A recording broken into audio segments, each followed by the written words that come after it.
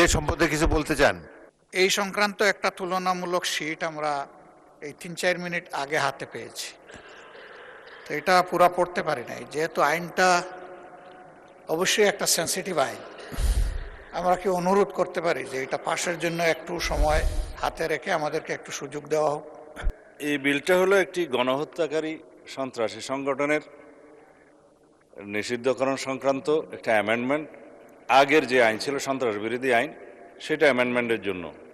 মানে বিরোধী দলীয় নেতা নিশ্চয়ই স্মরণে থাকার কথা, ওনারা এবং এনসিপির বন্ধুরা সবাই মিলে একটা আন্দোলন করেছিলেন। সেই আন্দোলনের প্রেক্ষিতে এটা মোটামুটি বাংলাদেশে একটা জনমত সৃষ্টি হয়েছিল। সেই প্রেক্ষিতে তাদের কার্যক্রম নিষিদ্ধ করা হয়েছে সন্ত্রাস বিরোধী আইনে, এবং অ্যাকর্ডিংলি সেটা নির্বাচন কমিশনে তাদের রেজিস্ট্রেশনটাও সাসপেন্ডেড হয়ে আছে।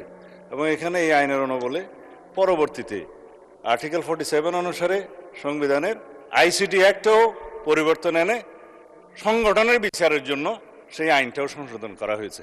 এখন আপনারা যদি এর উপরে আলোচনা করতে চান, আমার মনে হয়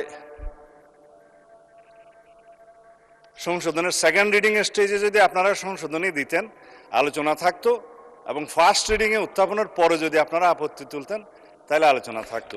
সংসদে উত্থাপিত আকারে সন্ত্রাস বিরোধী সংশোধন বিল 2026 পাশ করা হোক। যারা এই প্রস্তাবের পক্ষে আছেন তারা হ্যাঁ বলুন, যারা এই প্রস্তাবের বিপক্ষে আছেন তারা না বলুন। আমার মনে হয় হ্যাঁ জয়যুক্ত হয়েছে, হ্যাঁ জয়যুক্ত হয়েছে, হ্যাঁ জয়যুক্ত হয়েছে।